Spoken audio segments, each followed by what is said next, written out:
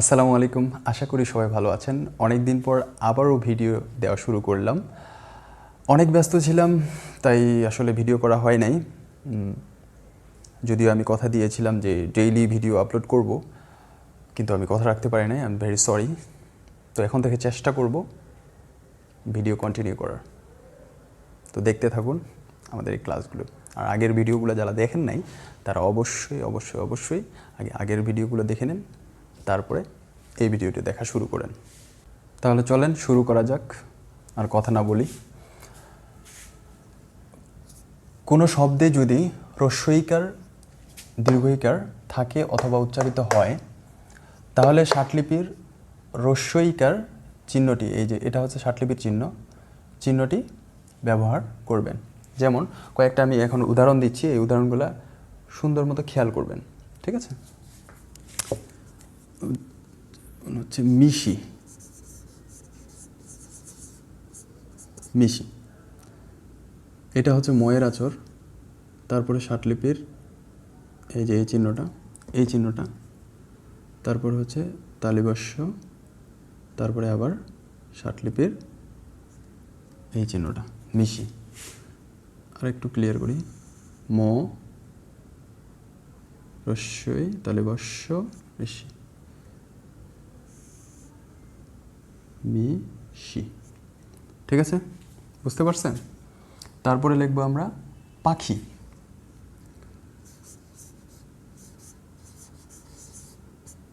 পাখি, পাখি কীভাবে লিখবো? আগে দিব হচ্ছে পয়ের আচর, তারপরে আকার, এটা হচ্ছে বড় হবে, এই আকারের চিহ্নটা, তারপরে হচ্ছে খ,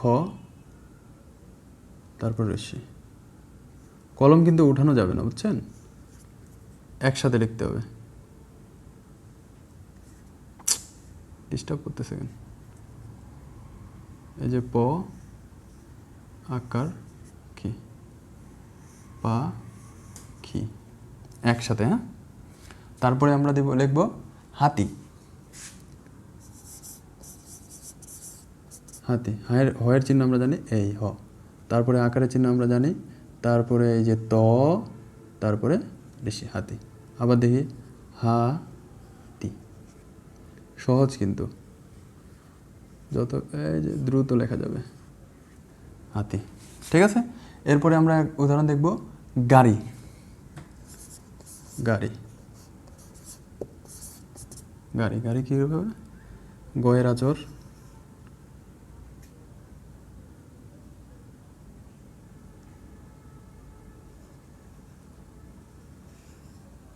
তারপর রয়ের আচর, গটা একটু বড় করে দেই, গ আকার র ঋষিকার, গ আকার র ঋষিকার, গাড়ি। ঠিক আছে, এটা যদি এই মনে হয় একটু বড় করে দিবেন, ঠিক আছে? গাড়ি। তারপরে লিখব জীবন। জীবন উদাহরণটা দেখি, জীবন। ঠিক আছে, আমরা বর্গাজ্যর আছি না, ষাটলিপির চিহ্ন, এই যে ডিস্টার্ব করতেছে, কলমটা ডিস্টার্ব করতেছে কেন? জি, তারপর বয়ের আচর, তারপর জীবন।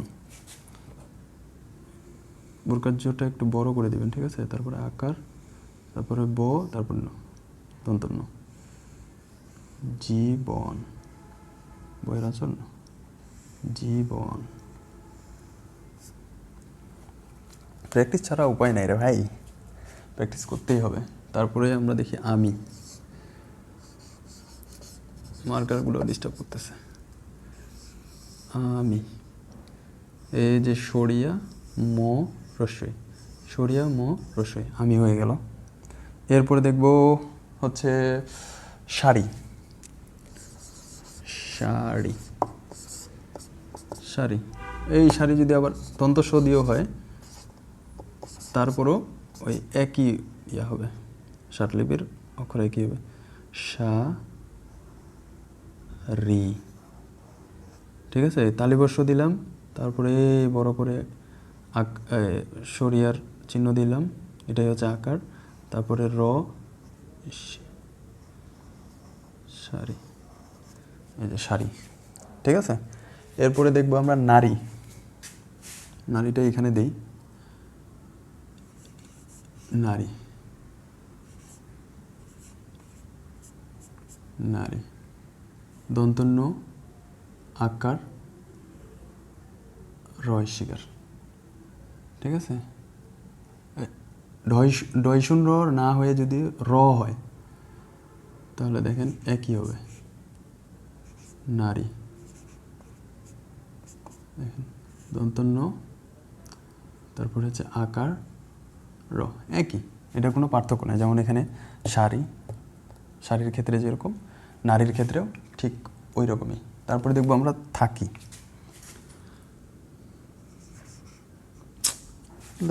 তো প্রবলেম করে কেন,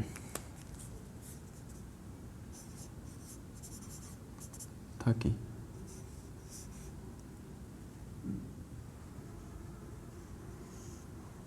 থাকি, এইটা হচ্ছে থয়ের আচর, হ্যাঁ।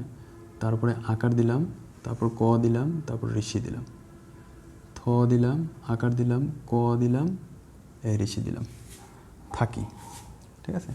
এরপরে দেখব খেলি, এরপরে দেখব খেলি,